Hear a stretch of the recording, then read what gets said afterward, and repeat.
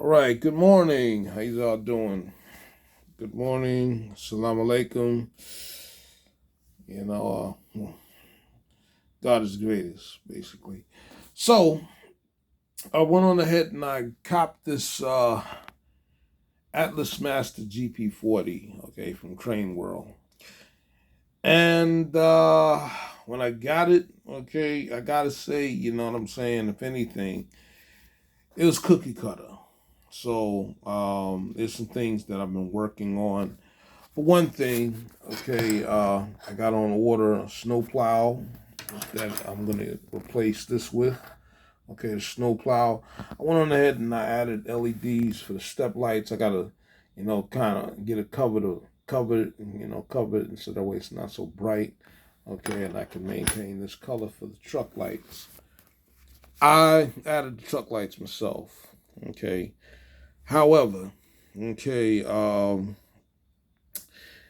the engine, okay, I would say, now I got rid of the Accurail couplers, okay, you know what I'm saying, the engine is equipped with drop steps and stuff to, multiple unit drop steps, as you can see. I painted the ditch light housings, which when I got it was black. Okay, I went on and weathered the engine initially to try to give it some light, give it a little life and stuff. And I'm gonna see what I can do with this blinking, with this beacon. Okay, because right now the beacon is static display, if anything. Basically for decoration. Okay, and this is what separates the men from the boys as far as model railroading. And why Rapido costs so much, because they go ahead and they'll run that wire up to make that beacon, operate and function. So, again, okay, what we got here, again, I went on ahead and, I livened it up, with some detail, with, I added real scale chains. I'm gonna reposition the chain though, so that way, because the chain's supposed to come from here and stuff. This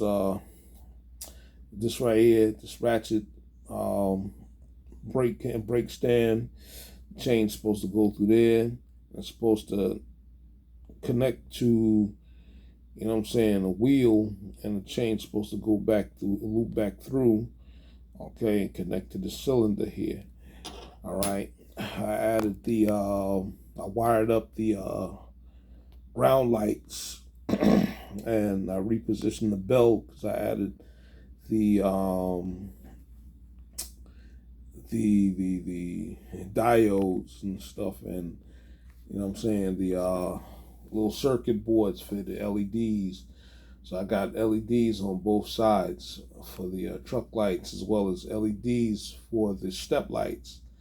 Okay, again, I got to get the housing, okay, for the step lights. Because the Pico lights, I have to mount it and position it up, right up under the stair, but it was so short, but I'm going to fix that. I'm going to do some adjustments. I'm not done by a long shot.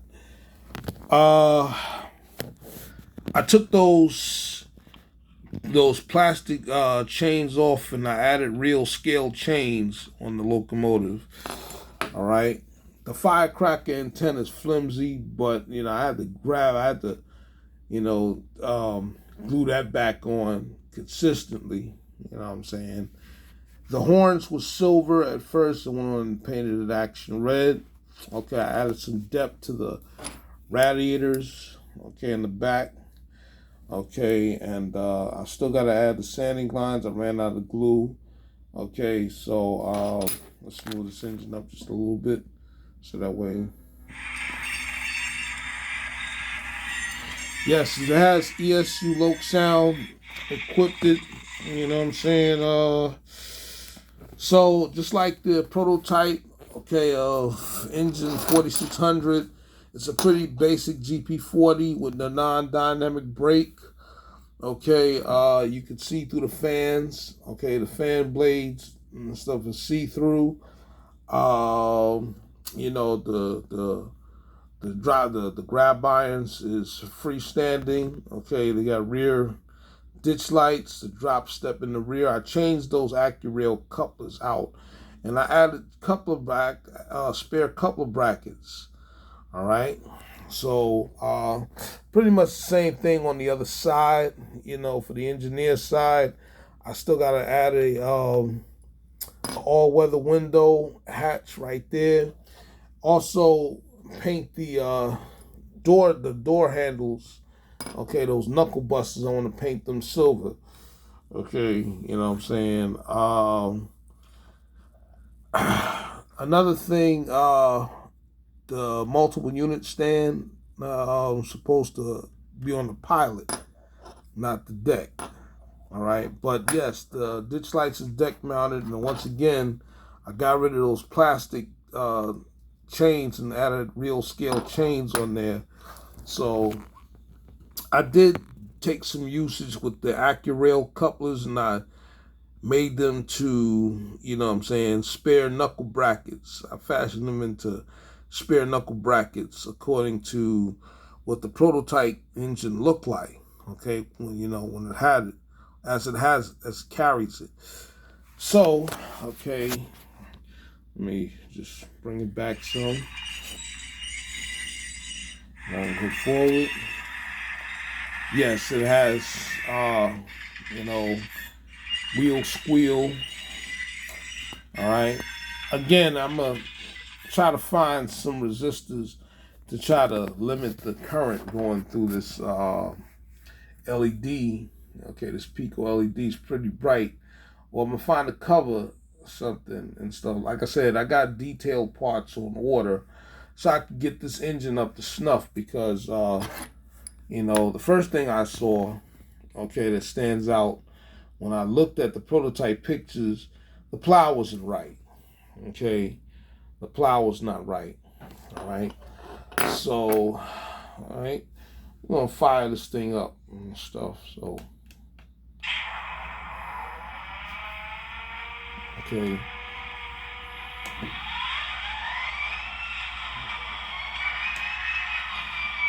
Now the headlights. One thing about the headlights, that I and a lot of people have a little issue with is that the number boards come on with it, and it's not really. Sometimes you want to just have the number boards on before you cut the headlights on. Also, nowadays, what you're seeing right now with Atlas and the standard cab engines, ditch lights. All right. So, another thing that we gotta really address is the blinking beacon. Okay, if I can find a way to wire that and get that to work without, altering the cab, so I can get it to function. You know what I'm saying? But that's gonna take, a little extra work. Okay, because then I would have to run LED lights up into the front of the housing and stuff, and run the wires there. Then I have to run the wire here that spins around, as a beacon. That's a full-fledged project on its own. I do want to add a fuel gauge light and stuff. Eventually, I'll add that. Okay, your emergency cutoff switch, your fuel pressure valve gauge. Okay, I got a bell. I repositioned that because the things I've done under and stuff. Again, I'm just doing this according to what the locomotive looked like in real life. Okay, so as you can hear, it's nice and loud. Okay, I'm gonna use this as I'm growing my CP rail fleet because that's also gonna be part of the project. So here's the bell, and another thing, I doubt that CP rail flashes as ditch lights. I doubt they do. You know what I'm saying? I just want to be sure. Y'all correct me if anything. So I'm gonna go ahead and rev up.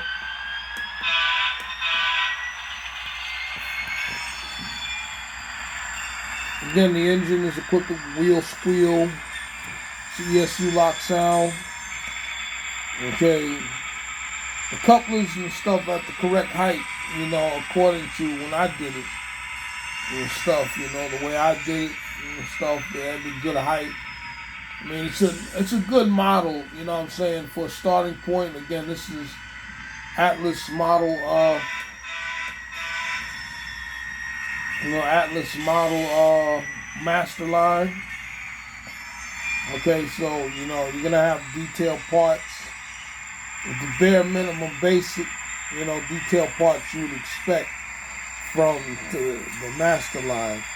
It's just that I have to add on parts. I still have to add on certain things. I want to add, the traction motor cables, to the trucks and the stuff, man, and because working in a rail yard, that's essential. You know what I'm saying? That's necessary. So, you know what I'm saying? Now I must tell you, okay, with the LED lights, the step lights, okay, yes, they light blue. The guy ran out of Pico warm white LEDs, but nowadays, they're switching over to LEDs. So I guess would you say it's prototypical, but the light is too bright for the daggone guys to climb aboard the engine. So let's shut it down. Yeah. Again, I haven't quite finished with this engine. It's an ongoing project because I'm adding the details onto it. Again, and I purchased it for about $239. Okay, at the brick and mortar shop, Train World in Brooklyn. I'm satisfied with the engine and stuff, and like I said, I'm satisfied. I like it because I get to, really do some work on it to get it up to snuff. To what the actual engine looks like. Okay. So, again, man, check it out. Okay. In Train World, I mean, Atlas is trying their best to get up there. You know what I'm saying? And, again, I have quite a bit of Atlas units and stuff, man, that smashed the line. And again, I changed a lot of things over to just get everything up to, I'm saying, to some kind of specs or whatever and stuff. So but yeah, like I said, I added truck lights. Also, another thing I did, and I'm gonna do with this CP rail engine, is, I gotta have fuel gauge lights and stuff. So that way when the engine is sitting, sitting idle, and you got the fuel gauge, you got step lights and everything, you got the ground lights and everything on reserve. And I hooked it directly to the trucks. Okay, I didn't hook it to the circuit board, so because night operations is definitely official, essential. I'm gonna dim this light down too, so before y'all really get down on me, I'm gonna fix that. So far from what I've seen from the actual engine, okay, I didn't see much apparatus, PTC apparatus. If that's the case, they do have PTC. I have antennas. Okay, I have a bunch of antennas and everything, so I got things to upgrade the engine with. So, again, like and subscribe. And again, it's an ongoing project. So, like I said, don't lambast me. Don't jump down my case. Don't get on your rivet counter. It's not right. It's not right. Nothing is always right. I'm trying to make it right. I'm trying to do what I got to do to, bring this engine up to, prototype standards and stuff. All right. All right, so like, subscribe, and I'll see y'all next time.